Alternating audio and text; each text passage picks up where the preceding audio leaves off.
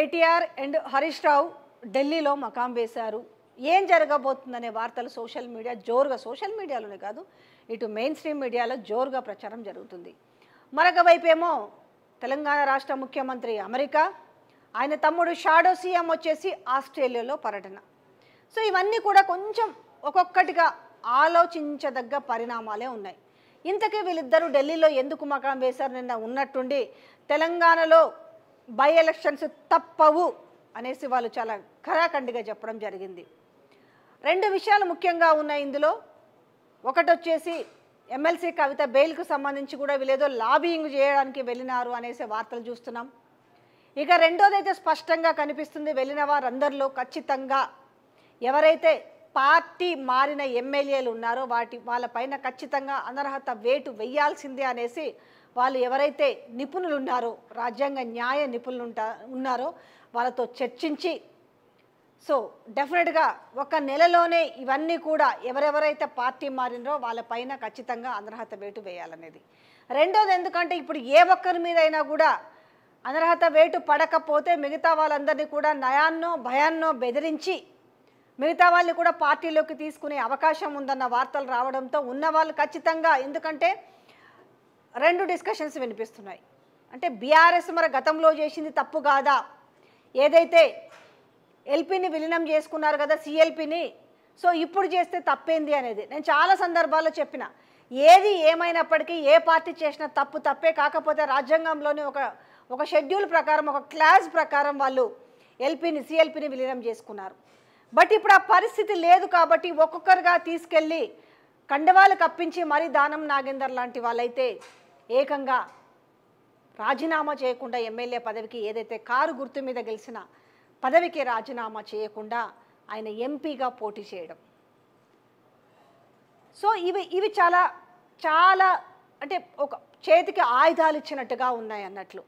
So ఈ నేపథ్యంలో మరి ఏం జరిగిందో తెలియదు. మొన్నటికి మొన్న అసెంబ్లీ జరుగుతున్న నేపథ్యంలో బండ్ల కృష్ణ మోహన్ రెడ్డి గద్వాల్ ఎమ్మెల్యే, సో నేను మళ్ళీ బీఆర్ఎస్లోకే వెళ్తున్నాను, నేను కేటీఆర్ వర్కింగ్ ప్రెసిడెంట్తోనే కలిసి ముందుకు వెళ్తానని చెప్పడం జరిగింది.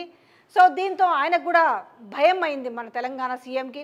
నేను అమెరికా వచ్చేసరికి ఏమవుతుంది, నా కుర్చీ ఉంటుందా ఊడుతుందా. సో దెబ్బకి ఏమైంది, ఎందుకైనా మంచిది పోక తప్పదు, కానీ పోయిన తర్వాత వచ్చేసరికి వీళ్ళందరూ సొంత పార్టీలో ఏం చేస్తారు, బయట పార్టీలో ఏం చేస్తారు అన్న ఒక భయం అయితే చాలా భయం పట్టుకుంది. సో ఈ నేపథ్యంలో ఎమ్మెల్యే పోచారం శ్రీనివాసరెడ్డి ఇంటికి వెళ్ళి సుదీర్ఘంగా 2 గంటలు డిస్కషన్ చేసి ఒక్కొక్క ఎమ్మెల్యేకు సమ్ టైం కేటాయించి వాళ్ళని బతిమలాడుకోనో బామాలుకోనో మీకు ఇచ్చిన కమిట్మెంట్స్ అన్నీ ఫిల్ చేస్తాను అంటే వాళ్ళు ఒక క్వశ్చన్ అడిగారు, మరి మీరేంది కాంగ్రెస్ బీ ఫామ్ మీద గెలిచిన వాళ్ళకి మాత్రమే మీరు ఏవైనా పదవులు అన్నారు కదా, మరి మాకు ఇచ్చిన కమిట్మెంట్స్ ఏందని అడిగారు.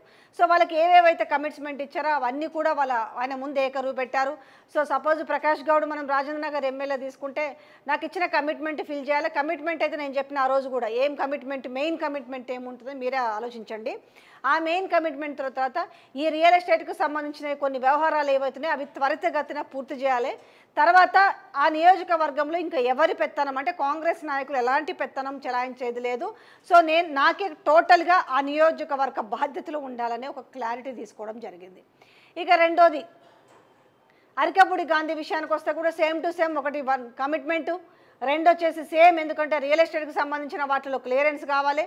దాంతోపాటుగా ఆయనతో ఉన్న వాళ్ళకి ఎవరైతే ఉంటారో ఆ పార్టీలోకి వచ్చారో వాళ్ళకి కార్పొరేషన్ పదవులు ఇవ్వాలి. ఇది రాజేంద్ర నగర్ ఎమ్మెల్యే ప్రకాష్ గౌడ్ కూడా పెట్టిండు. ఇక దాని తర్వాత కొత్తగా వచ్చిన ఎమ్మెల్యేలకైతే ఓన్లీ కమిట్మెంట్ మాత్రం ఉంది. దాంతోపాటుగా ఆ నియోజకవర్గంలో ఎవరు కూడా కాంగ్రెస్ కార్యకర్తలు ఏలు పెట్టొద్దు, మేము మా కార్యకర్తలు మాత్రమే ఇక్కడ మేము పెత్తనం చెలాయిస్తామనేది ఒక కమిట్మెంటు. ఇక దాంతోపాటుగా మనకి గూడెం మహిపాల్ రెడ్డి పటాన్ చెరువు ఎమ్మెల్యే ఉన్నాడు కదా, సో ఆయన కూడా చెప్పిండు ఆయన మీద ఉన్న 200 కోట్ల దానికి సంబంధించి నడుస్తుంది, అది కొట్టేయాలి. దాంతోపాటుగా మన ఆయనకు నిరసన సెగ వ్యక్తమైంది, నువ్వు మా పార్టీకి రావద్దు అనేసి.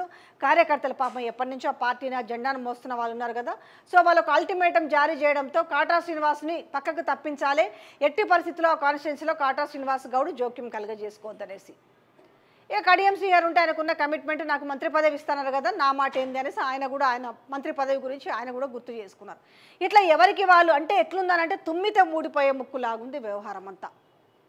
అది ఎప్పుడు తుమ్మొస్తుందో ఎప్పుడు ఊరుతుందో తెలియనట్టుగా ఉంది. ఎందుకంటే ఒక పెద్ద షాక్ ఎక్కడ తగిలిందంటే ఈ కృష్ణమోహన్ రెడ్డి ఎమ్మెల్యే ఎప్పుడైతే గెట్ బ్యాక్ టు అన్నాడో అప్పటి నుంచి వీళ్ళకి అందరికి ఒక భయం పట్టుకుంది. మరి వీళ్ళందరినీ కాపాడాలంటే ఏం చేయాలా?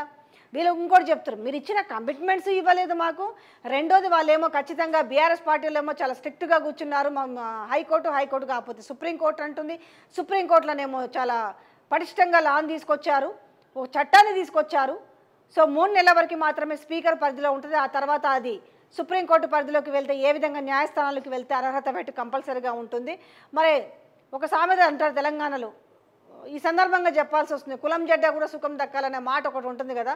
మాకు కులము పాయే సుఖము లేకపోయి ఏంది మా పరిస్థితి అన్నప్పుడు, లేదు మీరు ఎక్కడికి పోవద్దు, ఖచ్చితంగా మీరు అనుకున్నవన్నీ నేను ఫుల్ఫిల్ చేస్తాను, మీరు ఇక్కడే ఉండండి అనేసి. సో ఆయన అమెరికా అయితే పొయ్యిండు కానీ అమెరికాలో వచ్చి ఆయన గప్పాలు కొడుతున్నాడు కానీ, అంటే ఈ కరెంటు విషయంలో కావచ్చు, రుణమాఫీ విషయంలో కావచ్చు. రుణమాఫీ విషయం అయితే నేను నిన్ననే చెప్పిన, ఎంత అవసరం ఉంది, ఎంతమందికి ఇవ్వాలి, ఇచ్చింది ఎంతమందికి ఇప్పటివరకు అంటే 16 లక్షల మందికి, ఇవ్వాల్సింది ఎంతమందికి ఉంది అంటే 45 లక్షల మంది. 16 నుంచి 45లో నుంచి మైనస్ చేస్తే 45లో నుంచి 16 మైనస్ చేస్తే ఇంకెంతమందికి ఇవ్వాలో మీకే అర్థమవుతుంది. సో తూతూ మంత్రం అనిపించేసి ఇలా పైసలు ఇవ్వడానికి ఏమో లేవు పథకాలకి, కానీ పథకాలకి లేవు, ప్రకటనలకు మాత్రం ఇబ్బడి ముబ్బడిగా కూడా నిధులు ఖర్చు పెడుతున్న నేపథ్యం కనపడుతుంది. సో ఈ నేపథ్యంలో ఒక విధంగా డౌట్ ఉంది. అంటే కొత్తగా పోవాలనుకున్న వాళ్ళకు కూడా భయంగా ఉంది. అమ్మో ఇప్పుడు మేము పోయి మాత్రం ఏంది, ఇప్పుడు మళ్ళీ మేము పోతే మా పరిస్థితి రేపు ప్రజలకు పోతే మేము గెలవగలుగుతామా, మాకు ఓటేసి గెలిపిస్తారా? ఇలా చూస్తే 6 గ్యారంటీ స్కీమ్లో ఒక్కదాన్ని కూడా సక్రమంగా అమలు చేయలేదు. ఏమైనా వాళ్ళు సక్రమంగా అమలు చేసింది ఏదన్నా ఉందా అని అంటే అదొక ఫ్రీ బస్సు మాత్రమే. ఆ ఫ్రీ బస్సు విషయంలో ఆడోళ్ళే వద్దని చెప్తున్న నేపథ్యంలో ఈరోజు ఒకవేళ బై ఎలక్షన్స్ వస్తే మనం ఏ ముఖం పెట్టుకుని ప్రజలకు వెళ్తాం, మనకు ఎట్లా ఓట్లేసి గెలిపిస్తారు అనేది ఇక్కడ వీళ్ళది. సో ఇక్కడ వీళ్ళు కూడా ఏం చేశారు, ఇటు కేటీఆర్ కూడా చాలా సీరియస్గానే తీసుకున్న వైనం కనపడుతుంది. ఎందుకంటే వాళ్ళు ఢిల్లీకి పోయి ఏదో చక్రం తిప్పుతున్నారనే వార్తలు భారీగా వస్తున్న నేపథ్యంలో అటు ఎమ్మెల్సీ కవిత బెయిల్ కావచ్చు, లేదు అనంటే ఇటు ఈ ఎమ్మెల్యేల విషయం కావచ్చు, ఏది ఏమైనా కూడా కనీసం ఫస్ట్ నుంచి 3 పేరు బాగా వినపడుతుంది. ఎందుకంటే వాళ్ళ గడువు కూడా పూర్తిగా వస్తుంది కాబట్టి ఎవరెవరు ఆల్రెడీ 3 నెలల పీరియడ్ అయిపోయింది. దానం నాగేందర్ కాంగ్రెస్ పార్టీలోకి వెళ్ళి, దాని తర్వాత కడియం, దాని తర్వాత తెల్లం వెంకట్రావు. సో ఈ 3 పైన అయితే ముందు వేటుగా పడే అవకాశం ఉంది. దానం నాగేందర్ మాట్లాడిన విధానం చూస్తుంటే కూడా అక్కడ ఏదో ఒక క్లారిటీ ఇచ్చుంటారేమో పార్టీ నుంచి, హైదరాబాద్ నుంచి. ఎందుకంటే ఒక్క సీటు కూడా గ్రేటర్ నుంచి ఒక్క సీటు కూడా కాంగ్రెస్ పార్టీకి లేదు కాబట్టి, సో ఒకవేళ దానం మీద అర్హత పెట్టి వేసినా కూడా నేను మళ్ళీ ఎలక్షన్లోకి అయితే వెళ్ళను, నాకు ఎమ్మెల్సీగా ఇచ్చి ఖచ్చితంగా మంత్రి పదవి ఇవ్వాల్సిందే అనే డిమాండ్ ముందల పెట్టారు. దానికి ఓకే అన్నారు కాబట్టే ఆయన అంత విచ్చలవిడిగా మన అసెంబ్లీలో మాట్లాడారు అనేది అనిపిస్తుంది. బట్ ఇక్కడ ఇంకోటి కూడా నడుస్తుంది, కేసీఆర్ స్కెచ్లు కూడా చాలా భారీగా ఉన్నాయి, వ్యూహాలు కూడా అంతే పదునుగా వదలబోతున్నారు అనేసి మనము చాలా సందర్భాల్లో విని ఉంటాం. కేసీఆర్ అనే వ్యక్తి అధికారంలో కంటే ప్రతిపక్షంలో ఉంటేనే చాలా డేంజర్ అనే మాటను చాలా సందర్భాల్లో ఆయన సన్నిహితులు కానీ ఆయనతో ట్రావెల్ చేసిన వాళ్ళు కానీ వింటుంటాం. అయితే ఇప్పుడు జరుగుతున్న పరిణామాలు చూస్తుంటే ఎప్పుడైతే ఒక ఎమ్మెల్యే నేను మళ్ళీ బీఆర్ఎస్లోకే పోతానన్న మాట ఉంది అని అంటే, ఇప్పుడు పోయిన వాళ్ళలో నుంచి కూడా అసలు ఏం జరగబోతుంది? వాళ్ళే కాదు, కొంతమంది ఈ బీఆర్ఎస్ నుంచి వెళ్ళి కాంగ్రెస్లో గెలిచిన వాళ్ళు కూడా ఉన్నారు కదా, వాళ్ళు కూడా మళ్ళీ ఈ గూటికి వచ్చే అవకాశం ఉందనే మాటలు కూడా వినిపిస్తున్నాయి. అంటే ఏదో జరుగుతుంది అనుకోవచ్చా? ఈ జరగడానికి కారణం ఏంటి? ప్రజల్లో కాంగ్రెస్ పార్టీ ఎమ్మెల్యేల మీద వస్తున్న ఒక వ్యతిరేకత. సపోజ్ రేపు స్థానిక సంస్థల ఎలక్షన్స్లో ఏ ముఖం పెట్టుకొని పోయి ఓట్లు అడగాలి? రుణమాఫీ అంటే పూర్తిగా చేయలేదు, పోనీ పెన్షన్స్ ఇచ్చినారా అంటే పాత పెన్షన్లకే దిక్కులేని పరిస్థితి. కొత్తవి ఏమన్నాడు అంతకుముందు, మళ్ళీ మీకు గుర్తులేదని కాదు, మీరు ఇప్పుడు తీసుకుంటే 2000, జస్ట్ డిసెంబర్ 9 అయితే 4000 అని చెప్పారు. ఆ మాట అందరి చెవుల్లో ఇంకా మారు మోగుతానే ఉంది. అదైపోయిందా?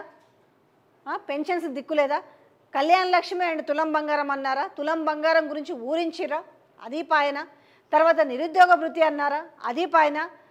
సంవత్సరంలో 2 లక్షల ఉద్యోగాలు భర్తీ చేస్తామని చెప్పారా? ఆ 2 లక్షల ఉద్యోగాలు 32,000 ఉద్యోగాలు గత ప్రభుత్వం అన్నీ చేసిన తర్వాత జస్ట్ నియామక పత్రాలు ఇచ్చి ఈరోజు అమెరికా వేదికగా ఆయన చెప్తున్న మాటలు ఏంటంటే మేము 32,000 ఉద్యోగాలు ఇచ్చామని చెప్పడం. అని ఎంత చెప్పుదామని చూసినా కూడా ప్రజల్లో ఒక నిజం తెలుసు కాబట్టి వాళ్ళు కూడా ఏమి నమ్మలేని పరిస్థితిలో ఉన్నారు. ఇక రైతు భరోసా రైతు బంధు సంగతి తెలుసు. ఆ రైతు భరోసాని కాస్త రైతు బంధును కాస్త ఎగ్గొట్టి కొంతమందికి తూతూ మంత్రంగా రుణమాఫీ ఇచ్చారు. ఈ విషయం కూడా ప్రతి ఒక్కరు గమనిస్తూనే ఉన్నారు. ఇట్లా ఏవైతే మీరు 6 గ్యారంటీ స్కీమ్లలో ఉన్న 13 అంశాలు ఉన్నారో 13 అంశాలు కూడా ఏవి కూడా ప్రజలకు ఈరోజు చేరువయ్యే పరిస్థితిలో లేదు. వీళ్ళు పక్కా పచ్చి అబద్ధాలే చెప్పారు కాబట్టి సో ప్రజలందరూ కూడా ఆగ్రహంతో ఉన్నారు. కాబట్టి ఏ ఒక్కరు కూడా కాంగ్రెస్ పార్టీ ప్రతినిధి అనే వాళ్ళు ఒక్కరన్నా కూడా ప్రజల దగ్గరికి పోయి ఇది అని చెప్పే పరిస్థితి కనపడతలేదు. ఇట్లాంటి నేపథ్యంలో నిజంగానే కాంగ్రెస్ పార్టీ నుంచి చేయి గుర్తు పైన గెలిచిన ఎమ్మెల్యేలు కూడా ఉంటారా? అది బీఆర్ఎస్కా లేకపోతే బీజేపీ కానీ ఒక చర్చను అడుగుతున్న నేపథ్యం నడుస్తుంది. అంటే అంత విశ్వాసాన్ని కోల్పోయినారు. అరే ఏదో అనుకున్నాం కానీ గిట్లుంటుంది అనుకోలేదన్నారు. ఇంకా కొంతమంది అయితే మతి తప్పి మాట్లాడుతున్న వైనం. ఆ మహబూబ్నగర్ జిల్లాకు సంబంధించిన వాళ్ళు మాట్లాడుతున్నారు కదా, ఒక అర్ధగంట కరెంటు పోతే ఏమవుతుంది, ఒక 2 నెలలు పెన్షన్ రాకపోతే ఏమవుతుంది, ఇట్లాంటి మాటలు చూస్తుంటే అలా వీళ్ళకు ప్రజలంటే గింత చిన్న చూపు కనబడుతుందా? సో ఇవన్నీ రాష్ట్రంలో జరుగుతున్న పరిస్థితులు. సో ఇప్పుడు ఎవరు పరేడ్లో వాళ్ళు బిజీగా ఉన్నారు. ఒక షాడో సీఎం, ఒక సీఎం అండ్ ప్రతిపక్ష నాయకులు మొత్తానికి ఎవరి పనుల్లో ఎవరి వ్యూహాల్లో వాళ్ళు బిజీగా ఉన్నారు. పనులు అనే కంటే ఎవరి వ్యూహం వారిదే. ఇందులో పాపం షాడో సీఎం మా తమ్ముళ్ళు ఏలు పెట్టారు, మా అక్కలు ఏలు పెట్టారు, మా బిడ్డలు ఏలు పెట్టారు, మా అల్లుళ్ళు ఏలు పెట్టారు, మా మనవాళ్ళు ఏలు పెట్టారు అన్నారు. ఇవాళ ఏం జరిగిందో నేను చూపించిన, ఆ వార్త కూడా చూపించిన. సో ఇట్లా ఆయన వ్యూహం అయింది. ఈయనేంది అసలు నాలాంటి సీఎం దేశంలో ప్రపంచంలో ఎక్కడ లేడు, సో నేను ఇంత చేసినా అంత చేసినా అనేసి ప్రపంచ వేదికగా ఆయన గొప్పలు చెప్పుకుంటున్న వైనం కనపడుతుంది. కానీ ప్రతి ఒక్కటి తెలంగాణ ప్రజలు అబ్జర్వ్ చేస్తున్నారు. ఏం జరుగుతుంది రాష్ట్రంలో, ఏం చెప్పారు, ఏం చేస్తున్నారు అనేది. సో కాబట్టి తెలంగాణలో ఏదో జరగబోతుంది అనేది మాత్రం చాలామందికి ఒక చిన్న ఇండికేషన్ రూపంలో అయితే తెలుస్తుంది.